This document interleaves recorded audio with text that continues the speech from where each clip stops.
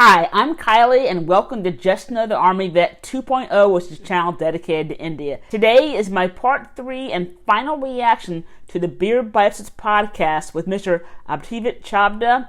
This is America's Dark Truth Hidden from the World Population.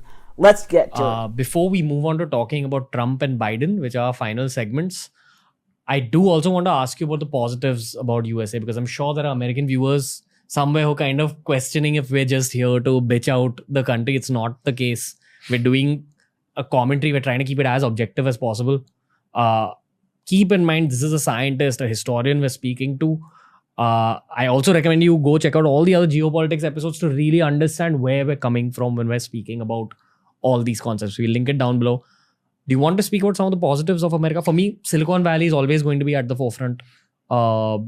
In the world of startups, in the world of technology. Would you like to highlight anything else? I think the US has been a driver of innovation in the world. Many of the technological breakthroughs that we all enjoy today have come from there. It used to have a culture of high achievement, a culture of pushing yourself beyond the limits of. So if you notice, he just said that the United States used to have a culture of high achievement. So I'm not exactly sure what he's meaning by that. If I were to guess, maybe he's just kind of hinting about the fact the United States is becoming more and more of a country that celebrates mediocrity. In other words, participation trophies or awards for 10th place.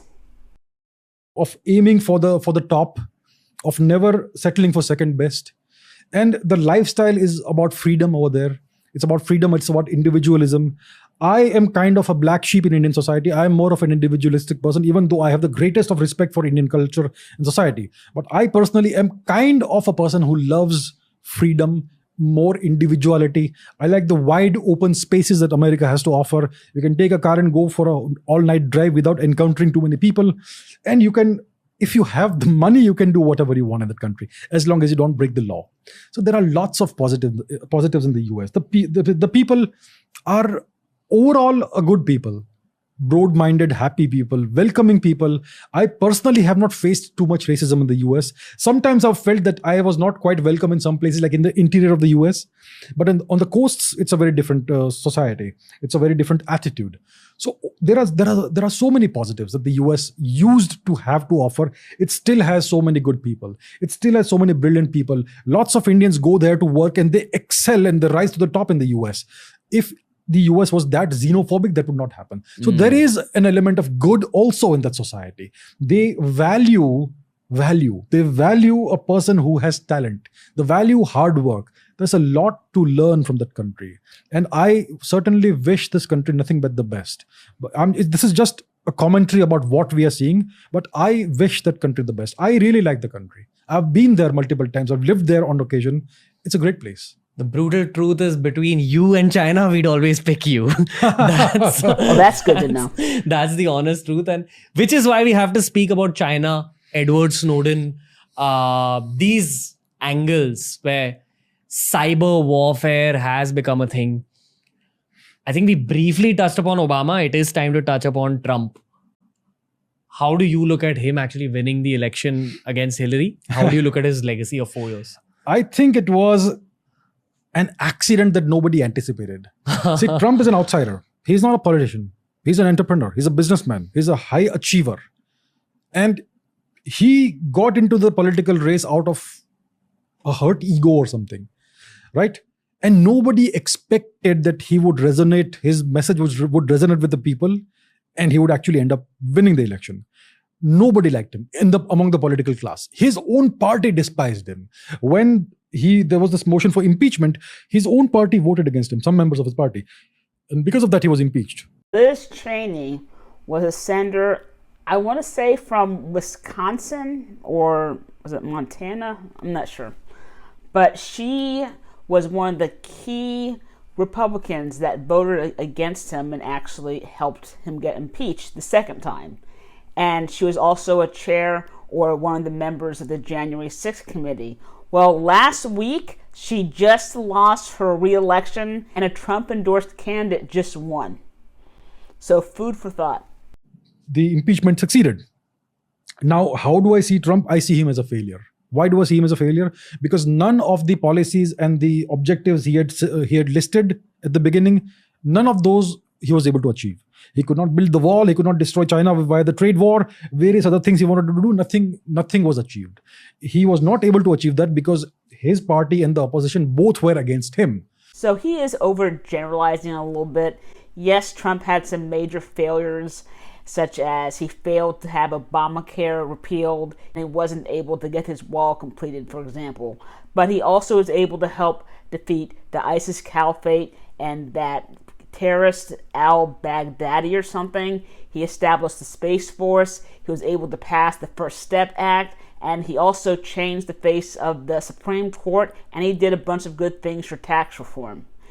They say that the US president is the most powerful man in the world. This guy was in power. He was the president. What happened? He was in office, but he was never in power. Somebody else was running the show all the time. That tells you the brutal truth about the US. So someone else was running the show, is what he's saying. Is he talking about the deep state? Guy was in office for 4 years. He was able to achieve nothing. It's not like he was incompetent. He could not become that rich by being incompetent. He certainly knows how to get things done, and yet he was able to achieve nothing. It's because of his status as an outsider who accidentally won the election. And this is a mistake they will never allow to happen again. It won't ever happen again. Do you believe in the conspiracy theory that Russian and Chinese hackers were behind his win? Yeah, bullshit. What do you think the truth is? See, when Trump wins, it's Russia. But when Biden wins, there's no Russia. How does that happen? Be consistent at least in your claims. If Russia interfered in 2016, they would certainly have been able to interfere in 2020. If they have the technological know-how to do that in 2016, in 4 years, their technological know-how will increase by a duration of 4 years. And they would certainly be able to do the same thing in 2020 as well. So how did Biden win? So now they say that the Russians could not do anything in 2020. Now the midterms are coming. Now again, they're claiming Russians will interfere. Decide once and for all what's happening. Are they interfering or are they not interfering? Or are they interfering only when you lose? So I don't believe in this nonsense. How do you perceive Hillary Clinton in this whole fiasco? Well, if Illuminati exists, then she's part of them. What makes you say that? Well, see, she is immune to everything that you throw at her. No charges stick. And she certainly finds her way into various positions of power. Even when she is not in any formal position of power, she still seems to be very powerful. She's very well connected. So is her husband. And there's something that transcends the political divide in the US. Very connected. At the end of the day, they're all in the same boat kind of thing. That's deep state. Yeah, deep state, whatever you want to call it. Over time, if you observe these events, you see certain patterns that you can't really back up with data, but you can see them, Keeping the deep state in mind, how do you think it perceives Hillary Clinton, Obama, Trump, now Biden? It perceives Trump as a nuisance and it's got rid of him, and he's lucky that he's still alive, unless unlike 1966, if that was true. Kennedy. How does it see other... If he's talking about JFK's assassination, that was not in 1966. That was in 1961 or 62, I think. He's lucky to be alive, unlike other high-profile, highly connected individuals such as Jeffrey Epstein. For politicians as tools, pawns. That's all. And Obama is very much on the team. if it is the truth, if the deep state is indeed a thing. Okay. He's face of the team. Yeah, for a while. And now he's one of the backroom workers, one of the more powerful people. He knows how things work. Yeah, he's been there for a while. Biden? Oh, Biden, I don't know what to call him. He's hardly conscious. He falls off bicycles. He doesn't know what he is saying. He shakes hands with invisible people. When he's saying something, by the time he's come to the end of the sentence, he doesn't remember what he was saying at the beginning of the sentence. He is barely coherent, barely conscious. So I don't really take him very seriously. So here's my question. If the president of America is the leader of that country, he's also very likely the face of the branding of that country. When you think of America, you will think of Obama in 2008. You will think of Trump in 2016. And you will think of Joe Biden now. So how could the deep state want someone like Joe Biden to actually become the face of the country? It's a very interesting question. It's perplexing because I remember when I was a kid, there was this summit between the US and the USSR in Geneva.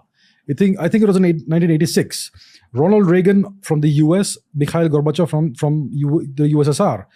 And Ronald Reagan was the older guy, so he would have appeared weaker, but he dressed in such a way that he appeared more dynamic and more youthful than Mikhail Gorbachev. And he made it a point to look better than Gorbachev. So the American state, the American presidents have always been very conscious that they should appear their best. And they should put the best foot forward. And it's all about representing the country and being the face of the country and enhancing the brand. Which is why it's very perplexing that they have somebody like Mr. Biden as the president. The only answer I would be able to give is that if the deep state is truly in charge of everything, then possibly they no longer care how the world sees them. That's the only answer I would have to give, nothing else. They no longer care how people perceive them. They're just going to go ahead and do whatever they wish to do. So that kind of sounds like President Trump's attitude while in office. He didn't care how anyone perceived him. He just wanted to do his own thing and say what he wanted, and he didn't care if he got any backlash.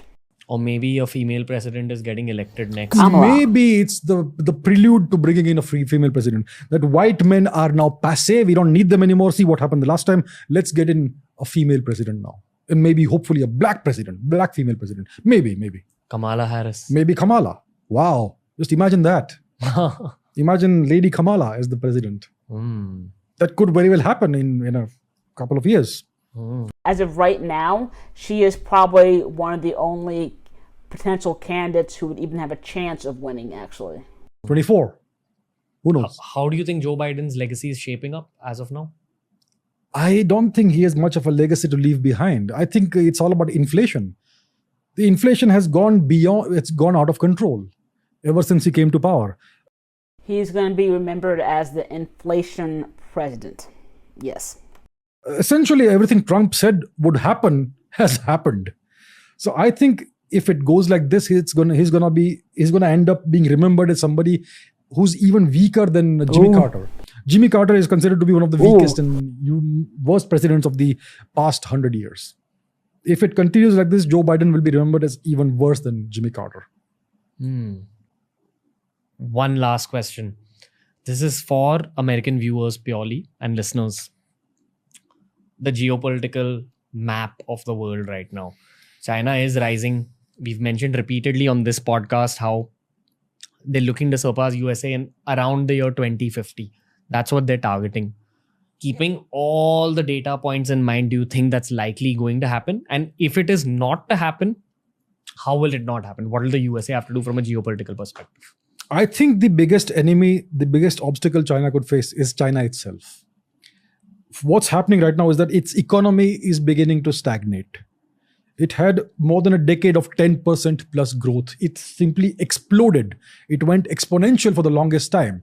It began in the late 70s. It picked up a little bit of steam in the 80s. 90s onwards, it just went like a freight train.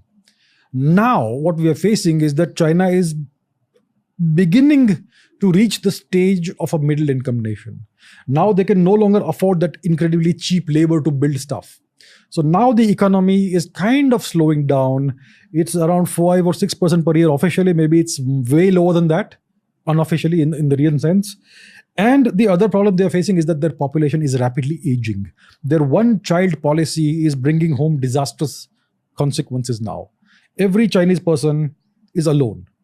They don't have any siblings. They don't have any uncles. They don't have any aunts. They have no nieces, no nephews. It's a strange society they're living in. And everybody is getting older. The whole nation, the average age is rising. In a couple of decades, it's going to be a graying nation. There'll be very few youth, statistically, as a percentage of the population. That is problematic. A country that has a youthful population always has a great future. India still has a youthful population. The Chinese are facing this demographic disaster. Their economy is also slowing.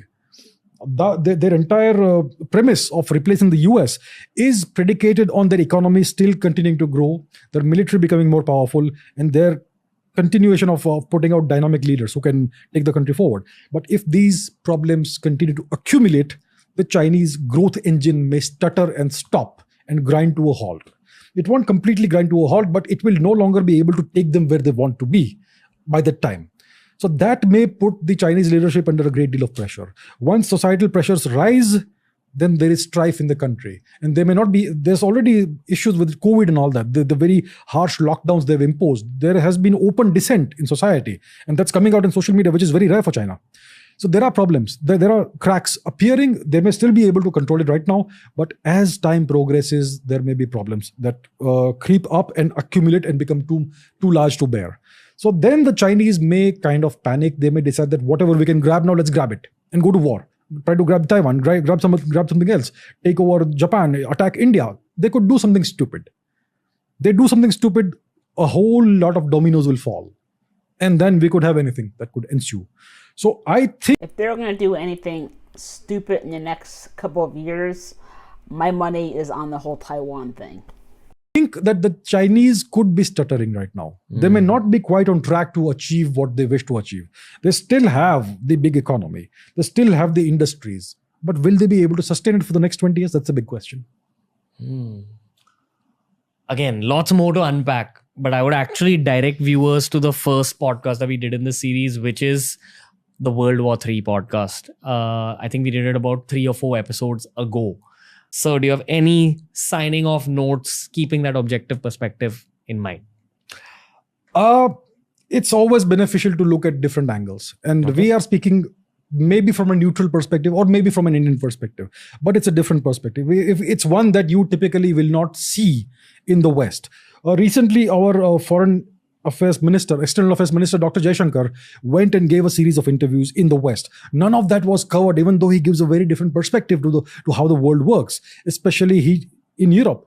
He told the interlocutors over there that Europe needs to grow up and wake up and realize that Europe's problems are not necessarily the whole world's problems. When you don't think that the world's problems are not yours. So there's a whole different perspective that comes out of India, and India is now a genuine big player in geopolitics. India now matters, whether people like it or not. In other words, Ukraine is not the world's problem, so let's just step away from that situation and let Russia and Ukraine do their thing. So it is important for the world to also try and understand the Indian perspective, because we don't see it from those binaries that exist in the West. So that would be great for the whole world to understand things in a more rounded manner. Fair. Abhijit Chavda, sir, thank you. This was a fantastic episode as usual. Looking forward to creating a lot more.